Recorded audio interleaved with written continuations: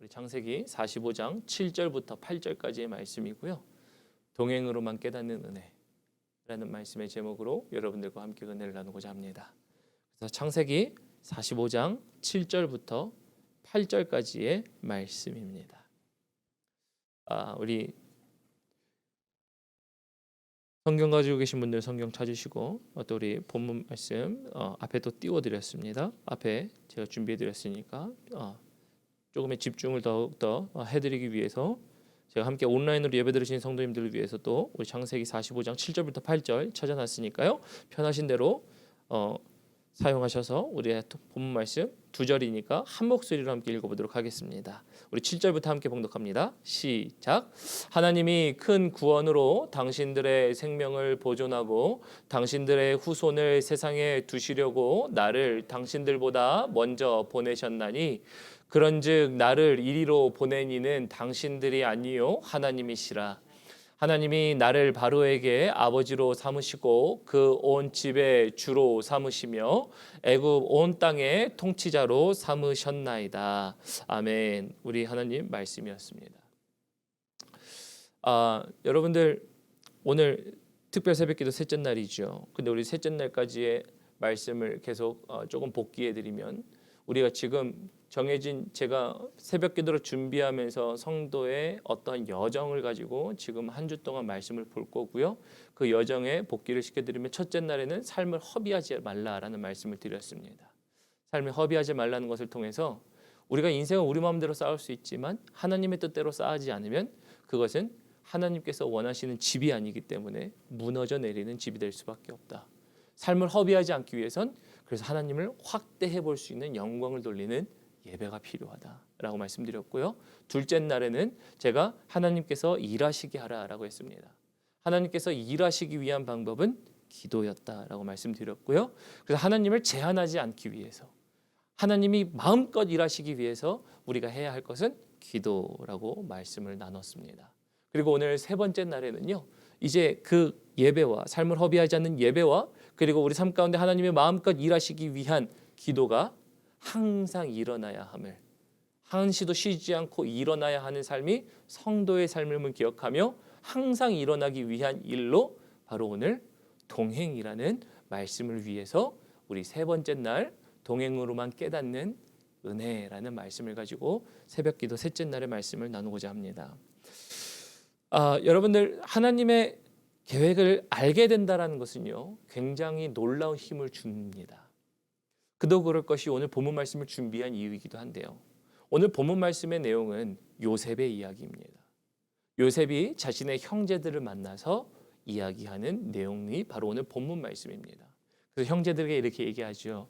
당신들이 나를 이곳에 보낸 것이 아니라 하나님께서 나를 보내셨습니다.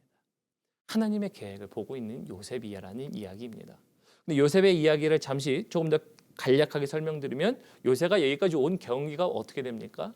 형제들이 요셉을 팔아버렸죠. 형제들이 요셉을 시기하여서 이제 요셉이 형제들에게 먹을 것을 갖다 줬습니다. 그런데 그를 시기하여서 그를 구덩이에 빠뜨리고 지나가는 상인에게 그의 몸을 팔아버립니다. 그의 몸이 팔리니 애굽으로 와서 보디발 이제 애굽의 경비대장에게 팔렸고 경비대장의 집에서 일하고 거기서 억울한 누명을 씌워서 감옥에 가고 하는 등등의 일련의 이야기들을 바로 요셉의 이야기로 우리는 잘 알고 있습니다. 그래서 이러한 일들을 경험하게 되면서 오늘 본문 말씀 보면은 형제들에게 이렇게 얘기하죠. 형제들이요, 당신들이 나를 보낸 게 아니라 하나님이 보내셨습니다. 이 얘기하는 거 아닙니까? 근데 이거 보면요, 요셉이 형제들을 용서한 것은 둘째 칠 수 있어요. 근데 문제는 뭐냐면요, 요셉이 하나님의 계획을 알고 나니까 이해되어지고 나니까 자신의 삶 가운데 하나님이 하신 일들이 보여주고 자신의 삶 가운데 하나님이 어떻게 쓰시는지를 알게 되었다더라요.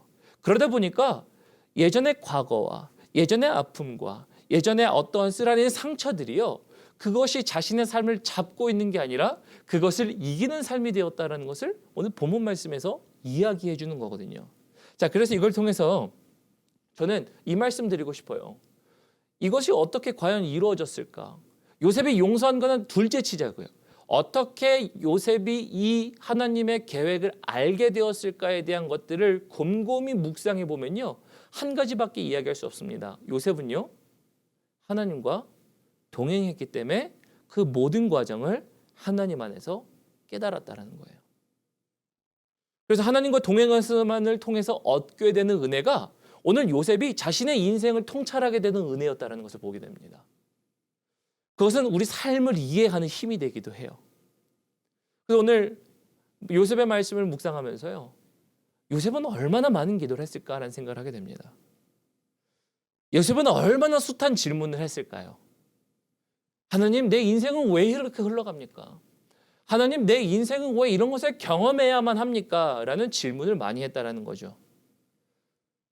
그도 그럴 것이 보디발의 집에 팔려서 아내의 유혹을 받고 하나님 아버지 앞에 경건하게 살아보겠다고 했는데 도망갔는데 그런 억울함을 사는 것, 형제들에게 팔린 것, 쉽게 말하면 그런 원한들과 기도들을 하는 거죠. 오늘 우리 성도님들의 삶 가운데 바꿔 표현해보면 이런 표현이에요. 하나님, 도대체 내가 겪는 이 시간들은 왜 겪는 겁니까? 하나님, 내가 왜 이 억울한 시간, 힘든 시간, 이기지 못할 것 같은 이 눌리는 시간, 왜 이런 것들을 내가 경험해야만 합니까? 라고 하는 거죠. 그러면서 우리 성도님들의 삶을 보지 않을 수가 없더라고요. 요셉이 항상 질문했던 그 숱한 질문들과 기도가 사실은 우리의 기도와 우리의 질문들 아닙니까? 우리가 항상 하나님께 올려드리는 것 아니에요. 사실 우리는 요셉의 이야기의 결과를 알고 있죠. 목사님, 요셉은 하나님이 들어 사용하셔서 총독이 되고 정말 애굽을 다스리는 한 사람이 되지 않았습니까? 여러분들, 결과가 중요한 게 아니에요. 저는 오늘 결과를 말씀드리고 싶은 게 아니에요. 우리는 요셉의 인생이라는 결과를 하나님의 말씀을 통해 알지만 여러분들의 인생의 결과는 모르시죠. 우리가 만약에 말씀이 아니었더라면 요셉의 결과는 몰랐을 겁니다. 근데 한 가지 정확하게 알 수 있는 것은요, 그 결과보다 과정이 있었다라는 거예요.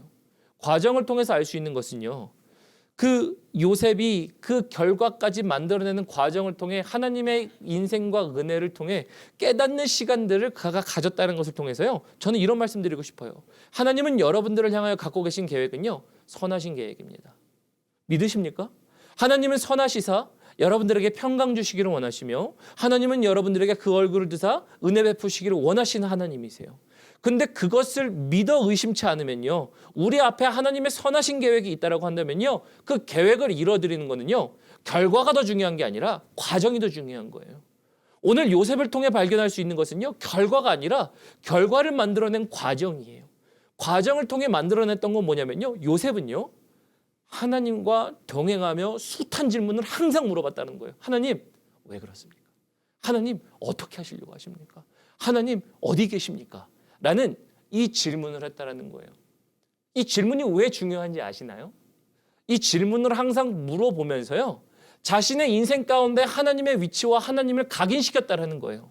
그러다 보니까 언제 깨달아지는 겁니까? 하나님께서 계획하신 순간에 도달하자 하나님과 함께 했던 그 시간, 내 삶 가운데 하나님을 각인시켰던 그 순간이 하나님의 결과가 이루어진 순간에 깨달아지게 되는 거예요. 이게 동행이라는 과정으로만 얻어질 수 있는 거예요. 동행이라는 과정이 없으면요, 결과라는 것 속에 내 삶 가운데 하나님이 각인되어 있지 않으면요, 하나님을 놓치기 마련이에요. 내 삶 가운데 어떻게 하나님이 역사하셨는지 놓치기 마련이라는 거예요. 그래서 다른 말로 표현하면요, 하나님과 동행에 실패하면요, 하나님의 결과에 다다랐을 때 하나님의 일들을 놓치기 마련이라는 거예요. 그래서 동행으로만 깨달을 수 있는 인생의 은혜가 있다라는 것이거든요. 그래서 인생의 은혜를 통해서, 동행을 통해서만 얻을 수 있는 것, 우리가 두 가지 이야기를 그래서 다시 한번 살펴보려고 해요. 요셉의 이야기를 보면 두 가지, 큰 맥락으로 보면 두 가지로 볼 수 있습니다. 유년 시기를 빼놓고요, 성경에 나와 있는 이야기를 보면 한 가지는 보디발의 아내의 이야기와 한 가지는 꿈의 해석의 이야기입니다. 한 가지 보디발의 아내의 이야기를 보면요, 보디발의 아내가 먼저 요셉을 유혹하죠. 우리 한번 자자, 이렇게 얘기하죠.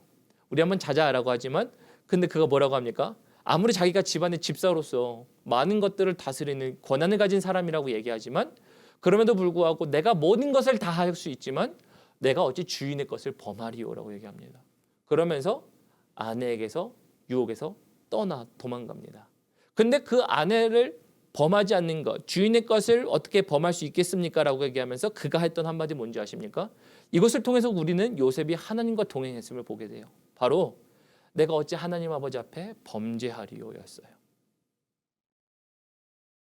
근데 그의 삶을 다시 한번 묵상해 보자고요. 그의 삶이 어떤 상황이었습니까? 억울하게 팔렸어요. 억울함을 당하고 있는 상황이었어요.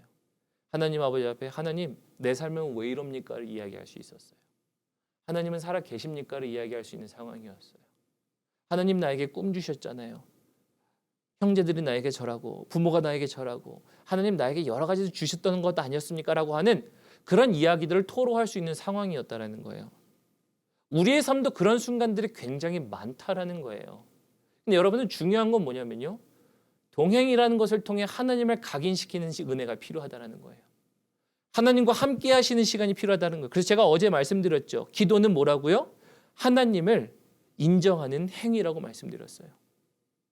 동행이라는 시간에 하나님을 인정하는 행위가 계속 있어야 어느 순간에 기억나는 겁니까? 하나님이 나의 인생을 계획 가운데 이루시는 그 순간 가운데 하나님의 뜻이 이해되기 시작돼요. 근데 만약에 동행 가운데 하나님을 내 삶 가운데 각인시키지 않으면 어떻게 됩니까? 못 치기 마련이라는 거예요. 요셉은 하나님을 각인시키고 하나님과 함께하는 동행의 시간을 걸었어요. 언제요? 내 인생을 이해하지 못할 순간에도. 내 인생의 고난이 끝나지 않는 순간일 것 같을 때도 그는 하나님과 동행을 멈추지 않았다는 거예요. 그래서 그는 그 동행을 했습니다. 두 번째, 그 시간이 지났습니다. 그 시간이 지나고 이제 보디발이 이제 그래서 그를 옥에 가둬버리죠. 옥에 가둬버리니까 거기서 누구를 만납니까? 떡 굽는 사람과 술 맡은 관원장을 만납니다. 그에게 꿈을 해석해 줍니다. 은사를 사용했어요. 근데 여기서 은사를 사용했던 뭘 했던 이거는 둘째 치자고요. 그 상황에서 그들에게 했던 말 뭔지 아십니까? 꿈을 해석하면서 이렇게 얘기합니다. 이 꿈을 알게 하신 이는 하나님이십니다. 얘기해요. 바로에게도 동일하게 얘기해요. 그는 그 인생 가운데서 그런 모든 것들을 통해서 물론 다양한 것을 구사할 수 있었겠죠. 뭐 어떻게 보면은 술 맡은 관원장과 떡 굽는 관원장을 통해서 이렇게 얘기하죠. 당신들이 나가거든 나를 기억하옵소서라는 이야기를 하거든요. 헤쳐나가고 싶은 마음이 그에게 왜 없었겠습니까? 바로를 만날 거라는 생각은 꿈에도 못했었겠죠. 근데 그런 상황들 속에서 그는 한 가지는 그래도 기억하고 있었다는 거예요. 뭐냐면 하나님이 알게 하셨다는 거예요. 내 인생 가운데 있었던 은사를 사용하든 기술을 사용하든 내 인생 가운데 허락되어 있던 어떤 리소스를 사용하든지 간에 누구를 기억했다는 거예요? 하나님을 기억했다는 거예요. 그것을 통해서 저게 볼 수 있는 두 번째 증거는 이거예요. 요셉은요 하나님과 동행했다는 거예요. 어느 순간에서도. 여러분들 그 과정이 하루아침에 일어난 과정이 아니라는 점에 기억하시기 바랍니다. 계속 일어났던 고난과 역경과 갇힘과 옥의 안에 들어있었던 답답한 상황 가운데 일어났던 1년의 연속이라는 것을 보셔야 돼요. 1년의 연속 속에서 뭘 했다고요? 하나님과 동행하며 하나님을 각인시켰다는 거예요. 이것을 통해서 제가 왜 이런 말씀을 나누냐면요. 첫째 날부터 오늘 셋째 날까지의 여정을 여러분들에게 보여드리고 싶어요. 삶을 허비하지 않기 위해서 예배라는 것을 통해 하나님을 나의 삶 가운데 실제로 만드는 하나님을 확대하는 일들이 우리 안에 있어야 된다고 말씀드렸어요. 그리고 둘째 날 우리가 기도를 통해 하나님이 일하실 수 있도록 우리 삶 가운데 제한을 두지 않기 위해서 일해야 된다, 기도해야 된다라고 말씀드렸어요. 근데 저는 그 일들이 언제 항상 일어나야 된다고요? 평생의 삶 가운데 항상 일어나야 돼요. 동행이라는 시간 속에 그것이 항상 일어나야 하나님의 때를 놓치지 않고 하나님이 우리 삶 가운데 계획을 이루시는 순간 무엇이 일어나는지 아십니까? 인생이 깨달아지기 시작해요. 하나님의 계획이 보이기 시작해요. 그러다 보니까 어떤 일이 일어나냐면요. 이것을 통해서 상처를 이기고 원망을 이기고 고난을 이기고 난관을 이겨내는 것이 하나님의 동행을 통해 하나님의 내 삶을 각인시켰더니 예배와 기도로 하나님을 각인시켰더니 깨달아진다더라라는 거예요. 오늘 요셉의 이야기를 보면 요셉이 형제들을 용서하지 않습니까? 형제들을 용서해요. 여러분들의 삶 가운데 정말 이해 못할 것 같은, 용서 못할 것 같은, 아니면 나의 삶 가운데 원망해야만 할 만한 일들 혹은 난관을 이겨내지 못했던 그런 과거의 연약함들이 숱하게 묻어 있을 수 있어요. 그게 우리의 인생이에요. 그런데 그것 가운데 하나님의 동행하심으로 말미암아 깨닫는 그 마지막에 그 은혜가 있다 보면요. 요셉을 통해 일어났던 것처럼요. 우리도 동일하게 상처를 이기고 원망을 이기고 난관을 이겨내는 이겨냄이 있다라는 거예요. 그게 동행을 통해서만 얻어졌던 일들이라는 거예요. 요셉은 동행을 통해서만 얻었던 이 결과들을요, 오늘 다시 이 두 구절 안에 함축시켜 놓은 거예요. 형제들이여, 당신이 나를 보낸 것 같지만 당신들이 나를 보낸 게 아니라 하나님이 나를 보내셨습니다. 인생이 깨달아지기 시작해요. 하나님이 나를 어떻게 쓰시는지 보게 돼요. 여러분들의 삶도 마찬가지예요. 제가 말씀을 묵상하면서 그래서 하나님, 우리 삶 가운데 분명히 하나님은 선을 예비하시고 선을 준비하시고 하나님의 계획을 이미 우리에게 이루시길 원하시는 하나님이신데, 하나님, 우리가 이거를 놓칠 때가 얼마나 많이 있습니까? 근데 그 인생을 놓칠 때가 얼마나 많은데도 불구하고 하나님, 그 상황 가운데서 우리가 그러면 놓치지 않고 그것을 깨닫고 상처를 이기고 원망을 이겨내고 고난을